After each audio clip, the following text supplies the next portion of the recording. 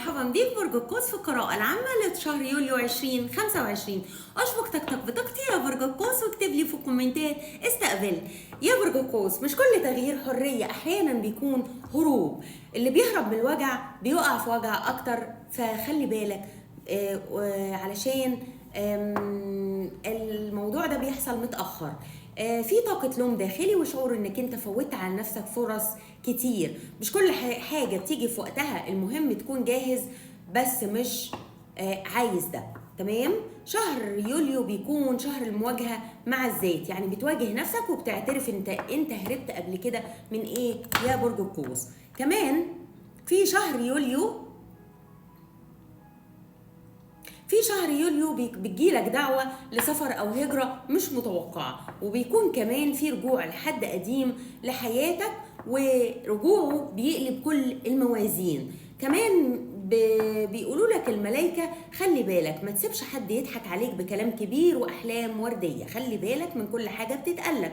الحرية مش إنك تمشي بعيد، لكن هي إنك أنت تواجه اللي جواك. في بداية مش متوقعة، يوليو هينقلك من حال لحال. يا رب يا برج القوس ربنا يسعدك يا رب يا حبايب قلبي، وتكون بداية جميلة وتكون بداية سعادة يا رب يا رب.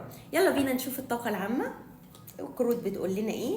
بتقول لنا ان في بدايه جديده، في عتبه جديده، ممكن تكون عتبه بيت، عتبه شغل، عتبه رزق، حاجه جديده ان شاء الله. ربنا يسعدك يا برج القوس. ان شاء الله بتكون في شهر يوليو 2025. طاقه المال والارزاق ايه يا شباب؟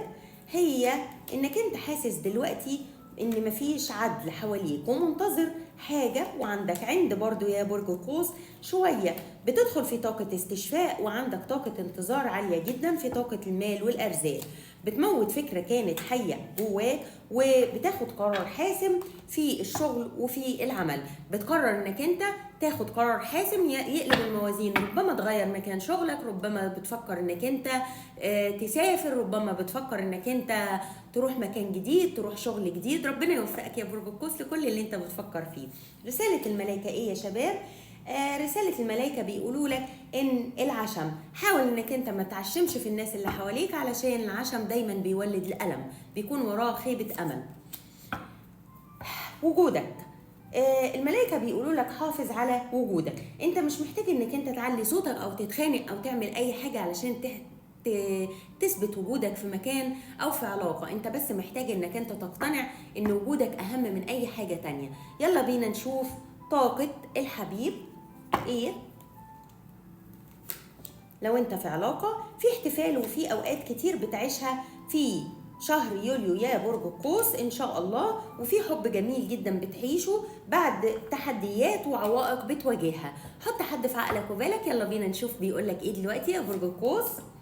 بيقولك ان هو بيستخبى او بيخبي عنك حقيقته وهو مين اصلا، وبيقولك ان هو مشي قبل ما انت تمشي وتسيبه، وبيقولك ان هو عارف ان هو خرب كل حاجة في العلاقة، وبيقولك كمان ان هو انت مش قادر تعرف قد ايه الموضوع كان صعب عليه وجرحه. شكرا يا برج القوس حبايب قلبي ونورتوني. شكرا يا شباب.